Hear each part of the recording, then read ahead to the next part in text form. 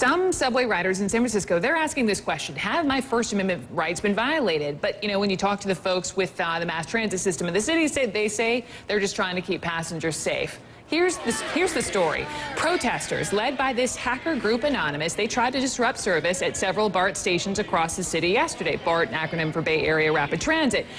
The deal is that they're angry that BART officials decided to shut down cell phone service ahead of a planned protest last week. BART did last night temporarily shut down 4 stops in anticipation of another protest, but they did not shut off riders' cell phone service. The basic issue here, one of the issues we want to point out, free speech versus safety. I want to bring in Lawrence Walters, who is a First Amendment attorney. And Lawrence, good to have you on. I just want to start with something really simple. You know the story. In shutting off riders' cell service, is that within BART's constitutional rights to do that, or is that overreaching? Well, it's the constitutional rights of the protesters that are at issue here.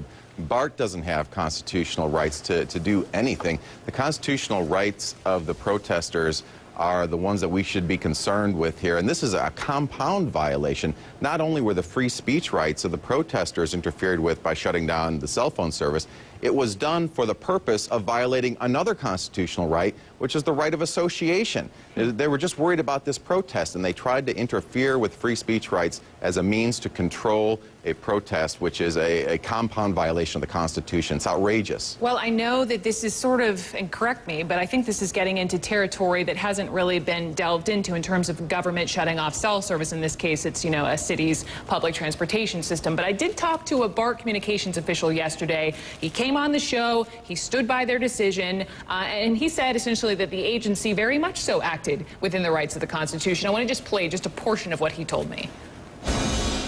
I actually believe we upheld our customers' constitutional rights because we prevented those who were trying to do our customers harm from using the tool, the very tool that was provided to them as a safety mechanism from we prevented the protesters from using it against our customers.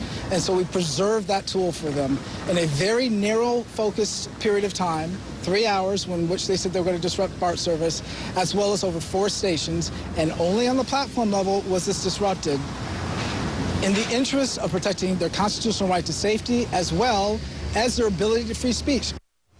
So here's my question to you, Lawrence, because I understand, and I think a lot of riders appreciate they're looking out to protect the riders' safety, but a constitutional right to safety, does that exist? Well, look, in doing this for over 20 years, this is the first time I've ever heard that there's a constitutional right to safety. Look, a free society does not guarantee safety.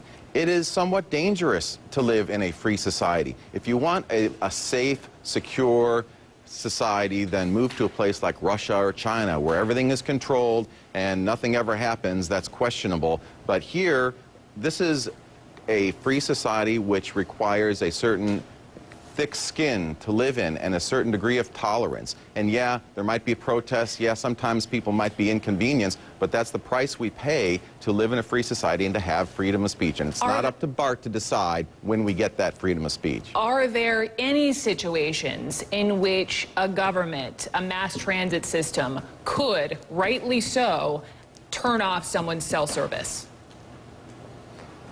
I'd have to say, sure. If there was an indication, let's say, that somebody was going to use a cell phone to detonate a bomb, that's a perfect instance of where the government, for purposes of preserving national security and to protect life and limb, may temporarily violate the right to freedom of speech if there is a known credible threat. But here, we don't have any indication of that. Here, it sounds like they were just trying to disrupt the protests.